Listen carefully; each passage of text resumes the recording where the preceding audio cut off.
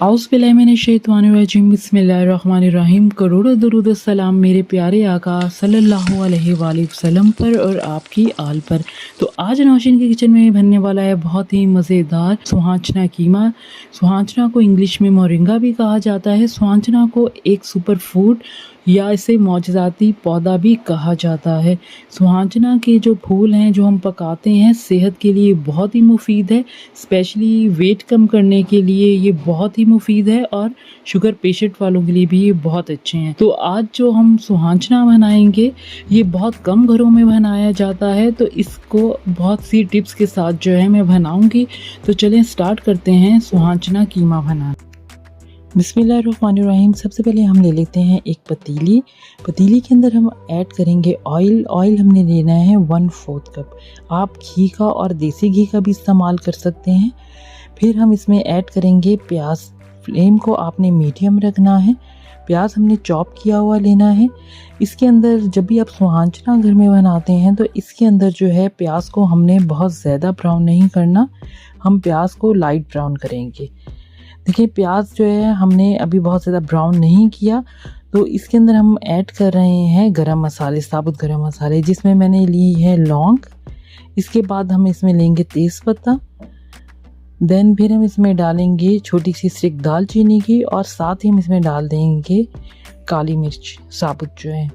सारे खड़े मसाले जो हैं वो हमने इसके अंदर डाल लिए हैं और ऑयल के अंदर जो है हमने सारे साबुत गरम मसालों को जो है वो फ्राई कर लेना है। अब आप देख रहे हैं कि प्याज जो है वो लाइट ब्राउन हो गया है। तो अब हम इसके अंदर अदरक और लहसुन का पेस्ट ऐड करेंगे। अदरक लहसुन का पेस्ट डालने से पहले जो है आप फ्लेम को बिल्कुल स्लो कर लीजिए। अदरक लहसुन का पेस्ट जैसे हम डालेंगे तो हमने अच्छा सा इसको भूनना है। जब अच्छा सा अदरक लहसुन भुन जाए, अच्छी सी स्मेल आने लगे, तो हम इसके अंदर डालेंगे मटन का कीमा। आप चिकन का कीमा भी इस्तेमाल कर सकते हैं और बीफ का कीमा भी इस्तेमाल कर सकते हैं। मटन का कीमा जो है वो बहुत अच्छा सा देखें हमने फ्राई करना है। मटन का कीमा फ्राई हो चुका है। तो अब हम इसके अंदर जो ऐड करेंगे वो टमाटर ऐड करेंगे। टमाटर जो है हम साबुत नहीं ऐड कर रहे हैं, टमाटर का हम इसके अंदर जो है वो पेस्ट ऐड करेंगे। टमाटर जो है मैंने 2 लिए हैं बड़े साइज़ के जो हैं और इसका मैंने पेस्ट बना लिया। ये तकरीबन जो है 1 कप जो है वो पेस्ट रेडी हुआ है। टमाटर को बहुत अच्छा सा हमने भूनना है, इतना हमने पकाना है कि टमाटर जो है वो ऑयल छोड़ दे और टमाटर का जो पानी है बिल्कुल ख़त्म हो जाए कीमे के अंदर। अब इसके साथ ही हम इसमें मसाले ऐड कर देंगे। मसाले की जो वीडियो क्लिप है वो मुझसे डिलीट हो चुकी है, तो सारे मसालों की जो मेजरमेंट है वो मैं डिस्क्रिप्शन बॉक्स में जो है वो लिख दूंगी, तो आप वहाँ से वॉच कर सकते हैं। इसमें जो है बहुत सिंपल से मसाले यूज़ होंगे, बहुत ज़्यादा मसाले ऐड नहीं होंगे। जस्ट रेड चिली पाउडर, नमक, हल्दी और सूखा धनिया जो है वो ऐड होगा। जस्ट 4 ही मसाले जो हैं इसमें ऐड होंगे और सुहांजना जो है वो बहुत ही टेस्टी बनेगा। मसाला जो है हमने सारा जो है इसमें ऐड कर लिया है और आप देखें कि कलर भी बहुत अच्छा आ रहा है। तो अब हम इसमें जो है सुहांजना जो हमने बॉईल करके रखा हुआ है इसको ऐड करेंगे।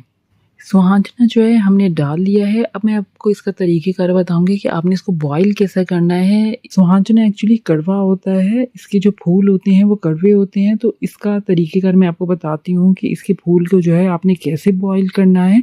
आपने पहले जो है वो पानी गर्म करने के लिए रख देना है और फिर सारा सुहांजना जो है वो पानी के अंदर डालना है। इसमें आपने कोई भी नमक ऐड नहीं करना।